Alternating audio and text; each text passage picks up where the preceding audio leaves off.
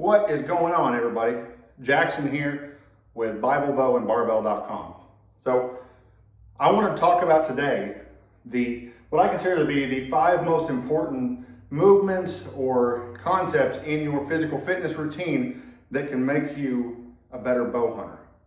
Now, before I get into that, I want to tell you that Bible Bow and Barbell is actually now a clothing brand.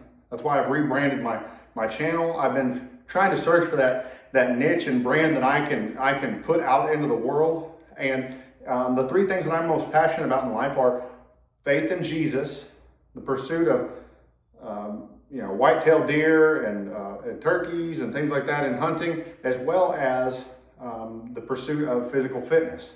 So I am now creating a clothing line that is live on, if you go to BibleBowandBarbell.com, I've got hats, t-shirts, gym flags of all sorts. An example of that right now is this hat, which has actually come to be a favorite of mine, as well as a favorite of others who have bought it. If you look up close right here, we've got one of our logo iterations, Bible Bow and Barbell, and it's got all of those included in there. So this is a Richardson 112 hat, very comfortable and feel very stylish. So now, what I want to talk about, if you already have a well-rounded physical fitness routine, then this may not be for you. This is more for those who maybe are love hunting, and maybe they want to figure out how to get in better shape so that they can hunt better. My last video I posted, if you go back and look at it, I explained why you need to be in good shape to hunt. Briefly, what I talked about was longevity. We want to be able to do this a long time. We want to be able to live a healthy life, and we want to be able to be durable. We don't want to be injured. We don't want to be inhibited by injuries or physical limitations. Also, for being able to pull back our bow, being able to be mobile, being able to go where other people may not be able to go, or being able to go where the deer are that we're chasing after, or the elk, whatever, instead of being limited to where we can go. I also talked about being in good enough shape to where you're not sweating like crazy while you're out in the woods, because sweat creates odor, it creates moisture. When moisture gets cold, you get really cold. So a lot of people, they get cold because they don't manage their sweat. They're so huffing and puffing by the time they get to where they're going that they're soaking wet underneath their outer layer, and then they're freezing to death. So those are the brief reasons. Now, if you have decided that you want to be in better shape, here's what I would wager would be a good routine for you to follow. The first move I would suggest to put in your routine is rucking. Now, a ruck is just a weighted backpack. Now, I have right here, stand by, about the cheapest ruck setup. This here is about the cheapest ruck setup that you can ask for. So, it's just, this is a 30-pound sandbag. It's a sandbag liner, actually, and it's got 30 pounds worth of sand in it. I can bump it up to 50 if I need to. And then I just have a basic, I believe this is a Fieldline tactical backpack that I bought off Amazon. I put the sandbag in here, and I've got a pretty good ruck. I ran with it on. So the beauty of rucking is when you're starting out, you're just walking with weight on your back. It's low impact, and it builds more overall fitness than just walking alone. And then eventually, once you get to the point where you feel like you can run a little bit, you can run a minute or 2 minutes, whatever it may be, or you can change the terrain. You can go uphill, you can go downhill. There's a lot of things you can do with a ruck that directly translate over into hunting. Whether you're Western hunting and you're keeping your pack on your back all day up in the mountains and hiking, or whether you're hunting for whitetails on public land, or you got to walk in a ways, or you have to go over a bunch of different terrain features with your tree stand on your back, or your saddle gear, or whatever it may be, your portable ground blind. You've got the ability to move your body over a significant amount of distance with weight on your back. And that's the main thing that you need to be accustomed to when you're hunting. And it builds good cardiovascular health. Again, as you progress, I would recommend running more and more as part of that ruck routine. Maybe run for 2-3 minutes walk for 5 minutes or whatever. Just keep it at, start out like 1 minute running, 2 minute rest, and then go 2 minute running, 4 minute rest or something like that until that becomes pretty easy over the course of say 30 minutes. And then try to run a little more or extend your timeout more. You know, work all the way up until like an hour. An hour is about as far as you need to really go to build this. But if you get to the point where you can run with a ruck on your back for an hour, you're in pretty phenomenal shape. So the beauty of that too is having a ruck can translate into a couple of other things that we have coming up here. Rows is the next thing. Now what I mean by a row, it can either be a barbell row or it can be a one-arm dumbbell row. Now to me in particular, a one-arm dumbbell row is going to translate the most into bow hunting because I can post up right here and I'm making a very similar motion to how I draw my bow, just like that. So, and you do both sides because you want to keep symmetrical, you want to keep healthy, and rowing will keep your shoulders healthy. Now, I think when drawing a bow back, the other thing that matters is your support hand being able to press out and hold it nice and steady with good tricep and shoulder strength, and we'll get into that in a minute.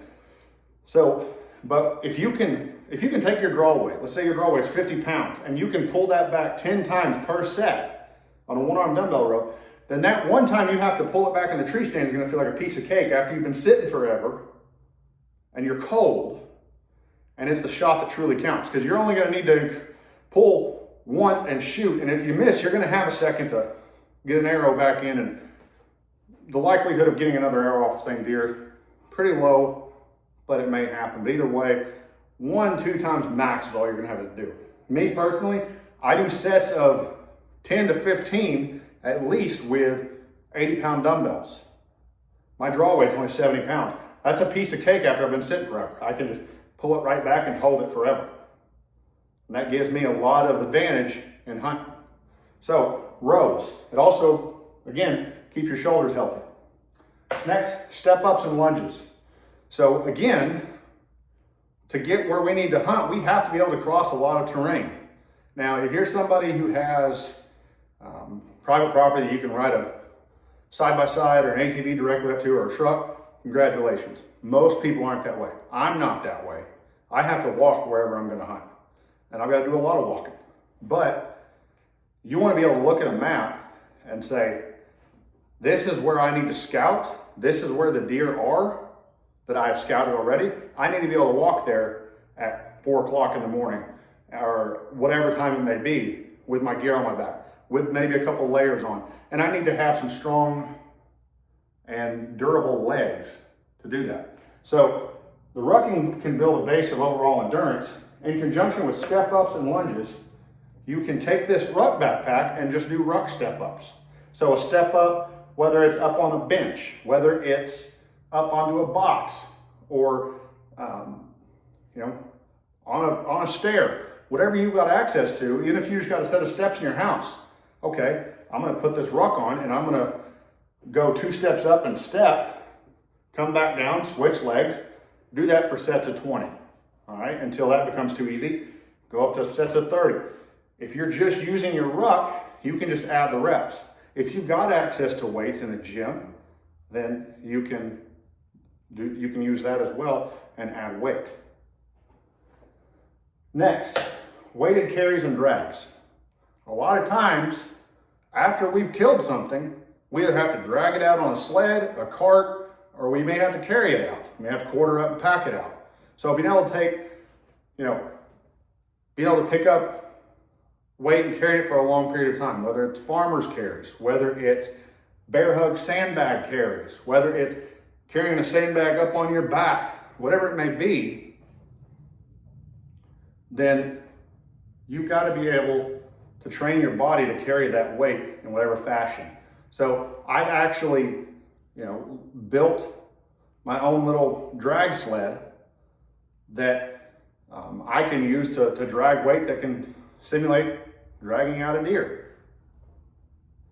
So, and that's super simple. I built it out of 2x4s. I built it out of a piece of horse stall mats, and it's just something for the weight to sit on. It's got an eye hook in one end, and then I can hook a rope to it and hook it around my waist on a belt, drag it out. So weighted carries, weighted drags. It's going to strengthen your core, it's going to strengthen your back, strengthen your legs, your cardiovascular system, everything. And you can look up all these: farmer's carries, sandbag bear hug carries, sled drags, sled pushes. Those all kind of fall into that same category. And then the final thing I put on here is fill in the time you have left with body part specific movements. You know what, let's just do 30 minutes a day for most people. Let's start with 30 minutes a day. If an hour a day is what you want to do, you can deduct from this. So 30 minutes a day. Rows are going to take you maybe 10 minutes, if that. And you can throw in some arm work. Then you throw in some chest work. Okay? And then Wednesday, we're going to do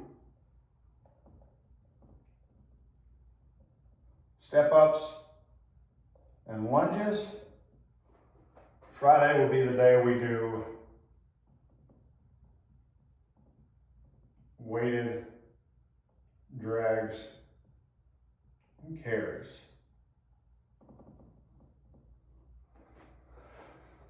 Now, after our step ups and lunges, we can throw in some chest and arm work.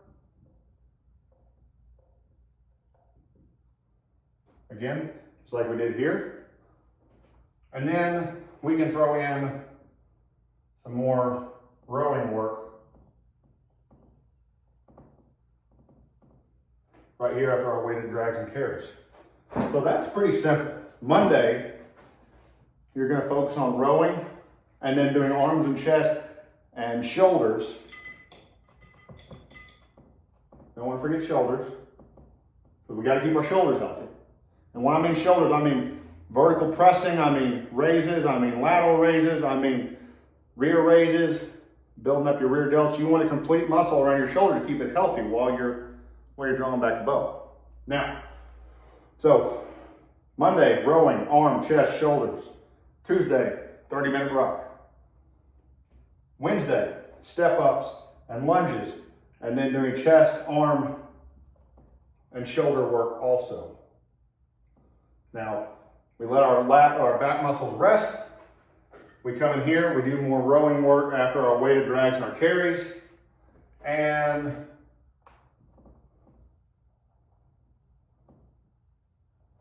we can maybe even throw in another bout of step ups and lunges. And you don't have to do this boring, just 3 sets of 10 of everything. Here's a good thing that I've done in the past that I really enjoy. So I do a 30-minute, I just set a timer for 30 minutes, if that's as much as I'm gonna work out. And I'm gonna figure out, all right, I got a row movement, bicep and tricep movement for arms, I got chest movements, I got shoulder movements. Go. And I'm going to do 1 set of the rows, move straight to my arms, chest, shoulders, start back over. And just do as much as I can of that in 30 minutes. That's a great way to get a workout in, and it'll also build up some cardio endurance. So let me break down to you what a day would look like on that for the step up and lunges day, as well as the more upper body heavy day doing this. Like I said, you want to set a 30-minute timer, okay? And if you just want to give yourself 30 minutes a day to work out, if you want to do this for 45 minutes or an hour, you can do that. You just may need to do a couple different circuits within that hour. This is for your beginner to build from to be a better hunter. So 30 minutes. I've got a clock right here. You can set a clock on your phone, clock on your watch, timer, whatever you want to do. When it says go, for your upper body, you got 30 minutes to work through 5 dumbbell rows per arm. Now these are going to be heavy. This is for increasing your draw weight and for decreasing how difficult it feels to pull back in the time that whenever you need to do it. So 5 dumbbell rows per arm, but something you can do multiple rounds, not an all out. 10 dumbbell bench press or push-ups if you don't have access to dumbbells. Then you can do 15 to 20 dumbbell curls or barbell curls, depending on what you prefer. 15 to 20 tricep extensions, 15 to 20 dumbbell lateral raises. Tricep extensions where you're holding a handle like this or ropes and you're pressing down. Again, because that chest and tricep for that support arm is very important when you're drawing back your bow. 2, you want to have good shoulder health, and good shoulder health comes from having a strong chest, shoulders, triceps, as well as back muscles. So you need to be well-rounded to keep your shoulders healthy. So yeah, you work through all this. Once you get done, get you a drink of water, write down your weights, change your weights up, whatever, go right back to it. And go at a pace where you can keep moving for 30 minutes. You just moved your body for 30 minutes, you got yourself in better shape. Congratulations. Now, let's say, you don't have access to a gym. You want to work out at home, whatever it may be. Okay, you can use your ruck bag, 30 pounds, 40 pounds, whatever it may be, or find some other odd object, or if you can just get a hold of one dumbbell, okay, do your dumbbell rows. You can do rows with your ruck backpack. Put your thing in there, put your sandbag or weight in there, and just do rows with that. And then you can do push-ups. You can do pike push-ups for your shoulders where your feet are up on a chair and you're in more of a vertical position. There's all sorts of things you can do there. You can do close grip push-ups like this, diamond push-ups on your for your triceps. So you can be creative there. If you have access to a gym with full equipment, then you can plug and play these however you want. If you want to do 5 barbell rows instead, you can do that. You want to do regular bench press instead, you can do that. Or you can rotate them every so often. You've got a dumbbell, you got a bicep variation you love, you got a tricep variation you love, or a shoulder variation you love. You can throw them in there. Now, 30-minute lower body. Again, you set the timer for 30 minutes. This is going to say lower body and row because we're going to row at least twice a week because we want to keep our pulling strength on our bow healthy. And it's also going to help us get to the point where we can do pull-ups, which I think is also very helpful. So 30 minutes, you do 20 step-ups with a weight, again, that you can do for multiple rounds. So that's 10 per leg. And then you're going to do a 100-foot carry or drag with something that feels challenging, but not going to kill you. So you can drag it behind you, you can push it, you can pick it up and bear hug carry it, you can farmer's carry it, whatever you choose. There's all sorts of videos on how to do all of those. And then you're going to do 15 per arm dumbbell rows. This is going to be more of a muscular endurance pump work type thing. So then you're well rounded for those cold mornings when you're out and you've got to draw your bow back and make a shot when it really counts. Your shoulders and your back muscles are in really good shape to pull your bow back. Again, I threw rucking in between these days, so you could do upper, lower, ruck, upper, lower, ruck, and just do that in rotation throughout a week. Or you could follow the weekday split that I wrote out. You can also add in, if you want, let's say, some sort of, let's just say, 10 shoulder presses on this day. Because then that's going to give you a vertical pressing. That's going to, and then eventually you can add in maybe some pull-ups on one of these days. That's going to give you some vertical pulling. So you want to be well-rounded, but you don't have to be some elite fitness athlete. 30 minutes a day, 5 to 6 days a week with 1 to 2 rest days a week is plenty if you get after it for those 30 minutes. You will feel better, you'll be healthier, and you'll be able to hunt longer, move in further, and I promise you that it will help you achieve your goals more. The best times of hunting I've had is when I'm in the best physical shape because it makes hunting seem that much easier because I've overcome so many challenges in the gym that challenges out in the woods don't seem so bad. But that's all. If you like this kind of content, like, comment, subscribe. Again, don't forget to head over to BibleBowandBarbell.com to get hats, t-shirts, gym banners, stickers, you name it. You'll be supporting me, my family, and a brand that stands for faith, fitness, and the outdoors.